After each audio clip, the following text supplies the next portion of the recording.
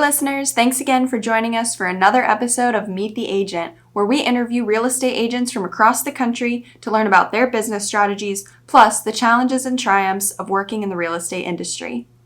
We'd love to get your feedback about the episode, so email us directly at media@setschedule.com. Now, let's meet the agent. All right, hey listeners, thanks for joining us today on Meet the Agent. Today we have Whitney Johnson from Battleground, Washington, which is just about 30 minutes outside of Portland, Oregon. He's going to give us all of his tips and tricks to being a successful real estate agent in the Northwest. So Whitney, thanks again for joining today. I just wanted to start out just kind of going over your background. Tell me a little bit about yourself and your business. Wow, where to start? No, I'm kind of been a jack of all trades throughout my life. Very first job was working on a porta potty farm. So, there isn't much that I haven't done. You can say I can, don't worry about getting into the ditches and working hard. So, no, most of my actual experience comes from working in the restaurant industry, and then I was in the banking industry for a while, and then I transitioned into real estate. Very cool. Interesting. So how long were you in these other industries, and how do you think that they, kind of led you into the real estate industry? Well, restaurant industry, all through college, I worked in the food industry there. Then I was assistant manager for a while at a small little restaurant in the college town. And then that's a lot of respect for people in that industry. It is a rough industry. And it wasn't where I wanted to stay, but I love it. So I transitioned, ran my own catering business for a while.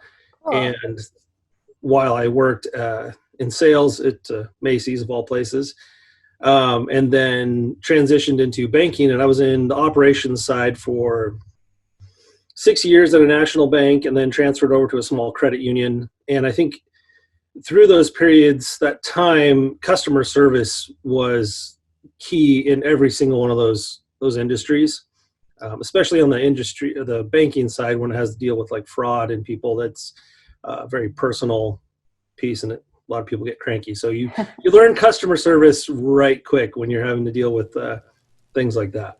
Absolutely. And in that process, I started looking into investments and rental properties, and I started my own rental business basically when I was at the bank. And I've been doing that for now about 12 years. Very and so cool. That was kind of my foray into real estate of sorts. And then over time, after I got tired of working at the credit unions, I had a buddy of mine who had a franchise, and he was like, "Hey, you should come and work with me." I'm like, "This sounds like fun. I like the flexibility of this." And we moved for my wife's work, and he says, "Hey, we don't have a franchise over in Battleground. Maybe you should pick one up over there." Okay. So I convinced a buddy of mine over here to go in and partner up with me, and we opened up the office, and we've been going gangbusters since. That's awesome. So how long have you had your office in Battleground? We've been here now, we're going on, this will be, since 2017. Awesome. Yeah. Very cool. So if you weren't doing real estate, what would you be doing? Do you think you'd be back in the service industry again? Yeah, I think I would probably go back into the service industry just because it's a lot of fun. I love to cook, so I would probably go back that direction. Either that, or maybe like a chamber of commerce where I'm like selling the location in the area. Okay. That's essentially what I do now, is selling the location, not so much the houses, is the location is what we sell. So probably something along those lines. Very cool. So yeah, let's kind of dive into that a little bit more. Tell me about kind of like your specialty and what the real estate industry is like in your area specifically. And, like you just said, you sell the area, not the house. Can you dive into a little bit of that a bit more? And Sure. So we we bought a franchise. We bought United Country Real Estate, and we bought them because they specialize in rural real estate. We do urban real estate as well, but where we stand out is in the rural markets. And I'm a country boy at heart. Put me out on 230 some odd acres and I'll be happy as a lark. But in Battleground, it's, we're 30 minutes from Portland, and Portland, most people it's expensive and it's growing, and they're just moving out. And so they're pushing across the river into Vancouver, into Battleground, and heading north up the I-5 corridor. So it's growing here, and it's busy. And we're very much a rural area, but we're also very urban at the same time. So we have to, our team is real good at being able to transition from a very urban environment, so condos, townhouses, homes in town, to being able to sell the multi-million-dollar ranch or the riverfront property, or, whatever it is that needs to be sold, timber, hunting properties, those types of things. Very cool. So you're kind of introducing the urban population to the life in a rural community. It sounds pretty fun, actually. It is really fun. I mean, we sell lifestyle is one of our taglines. And so, that being said, I said about, we sell the area and not so much the house. Don't get me wrong. We're marketing the living daylights out of these houses. Like, we're selling the house, but ultimately people are coming to our area because either one, they like the area, or it's going to be for a job. And it's the Pacific Northwest. Who doesn't love the Northwest? I mean, there's a few, but it's green, it's lush, it's beautiful. There's tons of stuff to do outside. And so it makes our job really easy to sell the area because of that. But it doesn't matter where any of our offices are. You want to sell the area, not just so much the house, because in my experience, it makes it easier. Yeah. Because they fall in love with the place. Finding a house is just that much easier. Definitely. Absolutely. Yeah. Like you said, there's so much to do outside in the Pacific Northwest. It's beautiful. It's gorgeous. There's just nature everywhere. So you are selling the house. Obviously, people need a place to eat and sleep, but a lot of people up here, getting out there and enjoying the area. That's cool. It's kind of a niche market compared to a lot of the rest of the country. That's really interesting. Very cool. So tell me, how have you built your book of business throughout your time in the real estate industry?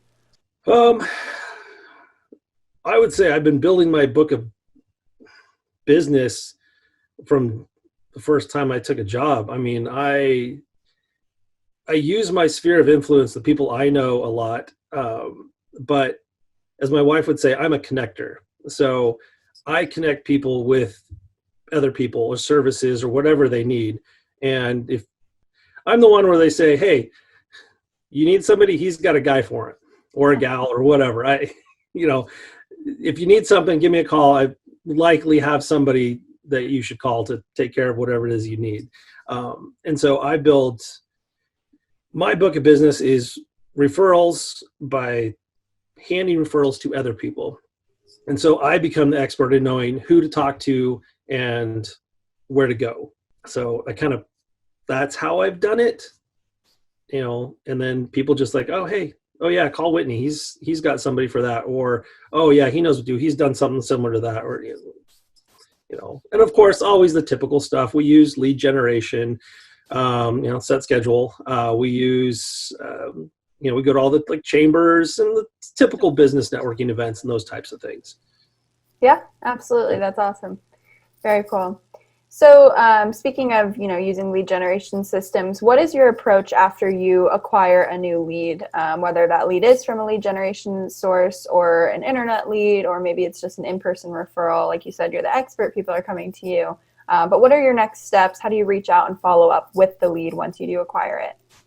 A lot depends on how we acquired the lead.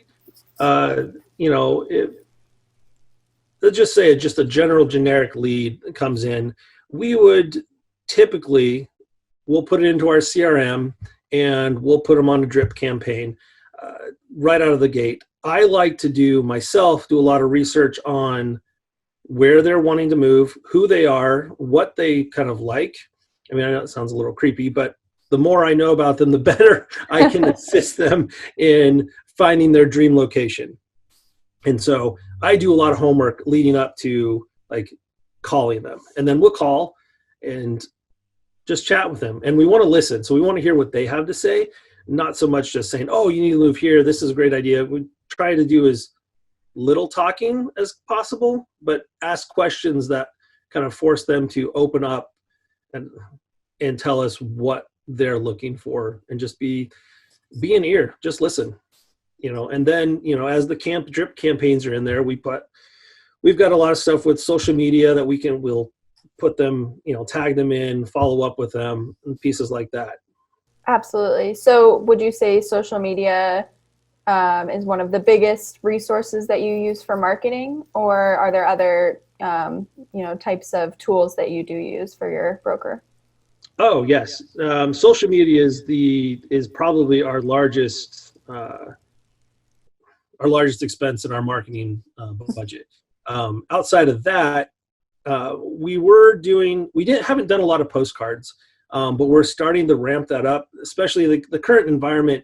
People are at home.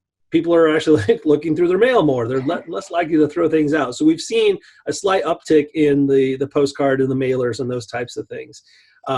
And so that's, not a huge piece of the marketing, but it's one of them. Other pieces, I think it's social media, and that's really it. We've been delving into video a lot more lately. We've got an awesome videographer that we've been working with who we have a training program for all our agents that goes through that, how to do not selfies, but talking on the video, what to wear, what not to wear. And so we've been using video also with all our clients. Very cool. Awesome. Yeah. Well, so now that you do mention, the current climate of things with everything going on with the COVID-19 pandemic, how has your business specifically been affected, and what changes have you had to make in light of everything that's going on? It's been good, actually. Like I said, we deal in rural real estate, and everybody in the city is like, they want to get out. Yeah. And, I'm getting calls left and right now on we've got 1,200 acres out that's all divvied up in the 20-acre parcels, and we're getting calls left and right on those now. That it's out in the country, it's quiet, it's beautiful out there.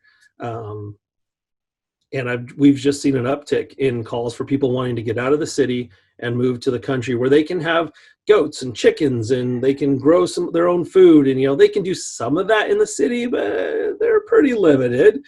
So I think Portland, Oregon might be the only city that you can have goats and chickens in the city. That might be true.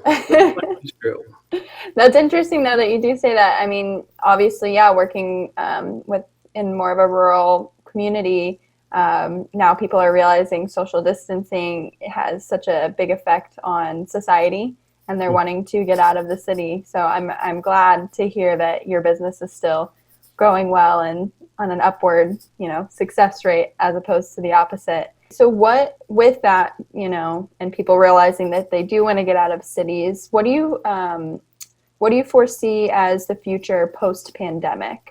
Post-pandemic, like especially when it comes to the real estate industry, and any changes that maybe you've had to make over the past few weeks that you see as, maybe continuing. The biggest changes we've had to make in this industry at the moment is everything going virtual tours. We were embracing that long before the pandemic hit, but we were very much face-to-face, shaking hands, taking people places, going into the houses with them. And now we have a whole different set of protocols to work around with that. And that's probably been the biggest change, because a lot of us agents are very much people. We want to be in front of people, with people, talking to people. We can't do that as much anymore. So we have to do it via, Zoom calls, and it's trying to adjust to make it feel personal and make a connection that way.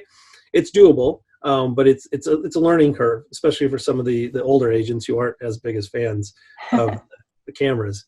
But going forward, the industry I don't think is going to have. It's not going to be a 2008. It's not going to be a big crash in here. We're going to have definitely a slowdown because a lot of businesses are going out, people losing their jobs. There's going to be a tightening, but it's not going to be what some people think it might be. It's going to be all right.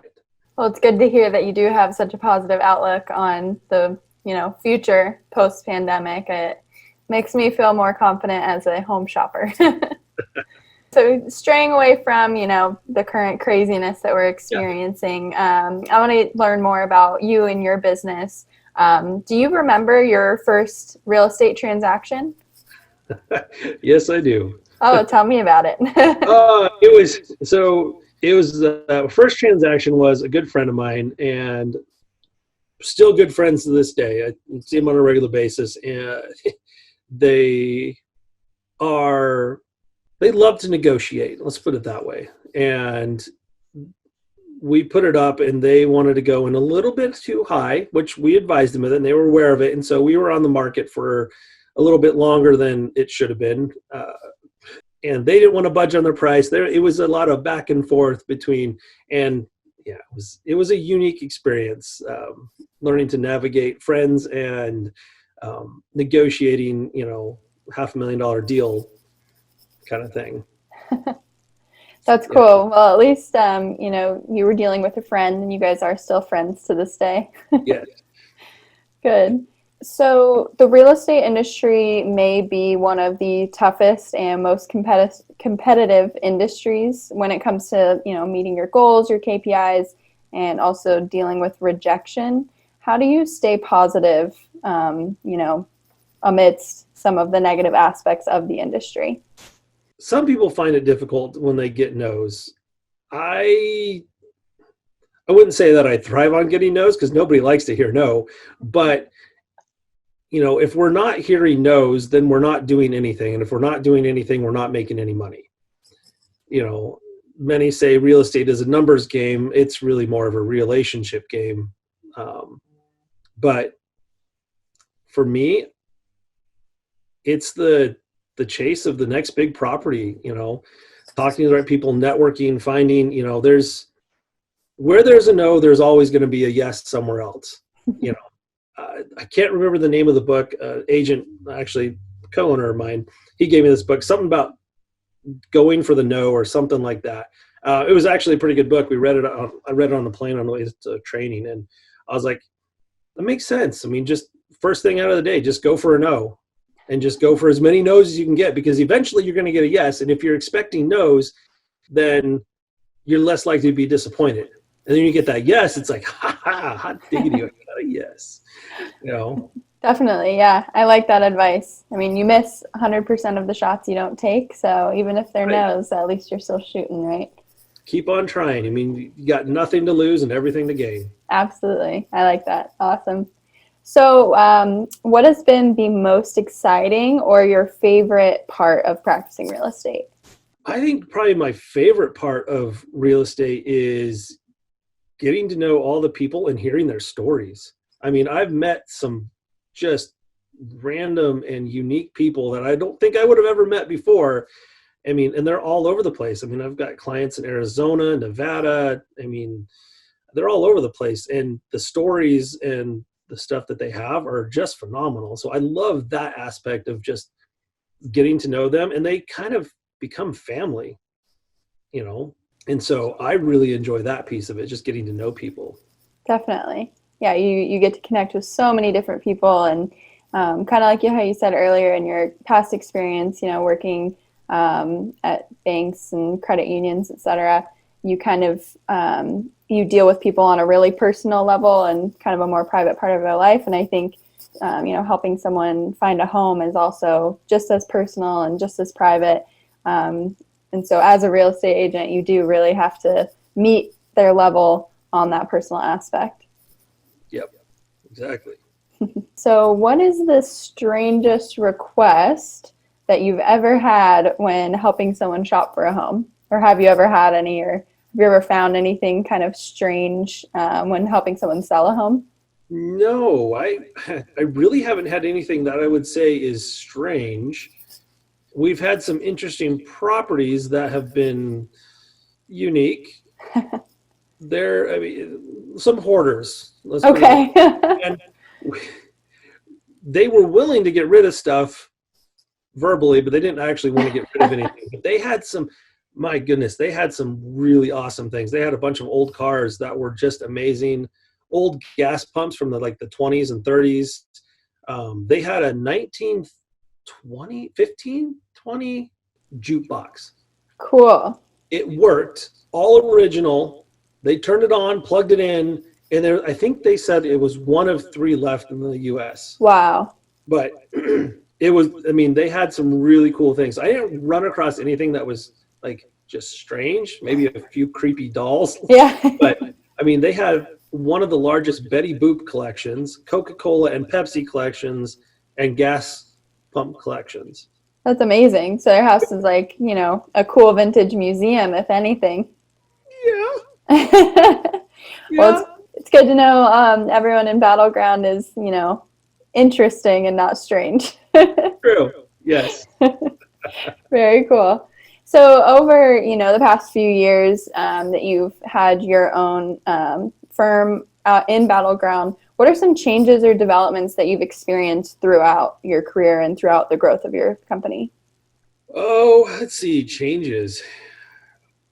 The whole environment's been changing so much here as we grow, as Portland spills over into the Vancouver battleground and moving, north.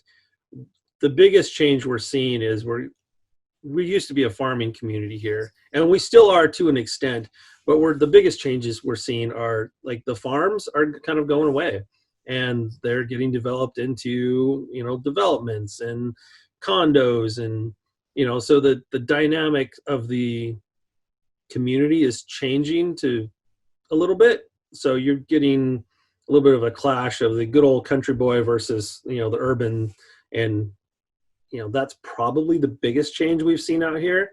I don't know. We've been here since 2017. So we haven't had really any big dips or big, highs, excuse me, to really affect much. I mean, we've been on a steady growth consistently. I think the pandemic is probably the biggest thing that has affected here. And, being in a little bit of a smaller community, everyone sticks together well and supports everybody really well. So, everyone's out there supporting all the local businesses. I haven't seen a whole lot of big fluctuations in the market here. That's good, though. It's good to have a steady flow.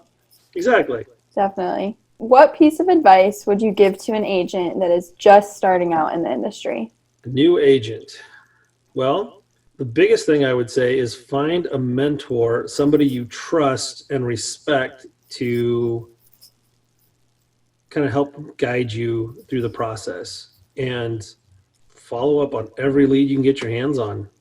I mean, be open and available to people, and be collaborative. That's probably the biggest thing. Hate to pick on real estate agents, but there are a lot of agents out there who don't want to collaborate with other agents. Mm-hmm. It doesn't matter what firm you're with, work with them. If it's a KW versus Coldwell, who cares? Work together. Your goal is to sell or buy somebody's property, and let's work together and play nice. I have so many I've come across where they don't want anything to do with you. So be collaborative and find a good mentor. Yeah, definitely. I like that piece of advice. And embrace video. Embrace hardcore. Just go all in. And go for the nose. Exactly. Perfect. Awesome. Well, do you have any other final thoughts that you'd like to give our listeners? Can't think of anything off the top of my head. No worries.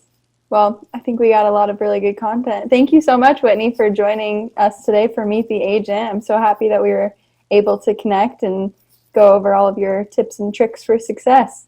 You're welcome. Well, thank you for having me. Thanks again for joining us for another episode of Meet the Agent. We hope you enjoyed the episode and would love to get your feedback. Send us an email at media@setschedule.com with your comments or questions. Don't forget to connect with us on LinkedIn, Twitter, Facebook, and Instagram. And if you like what you hear and can't get enough free content, subscribe to our YouTube channel at youtube.com/setschedule. Until next time, happy selling!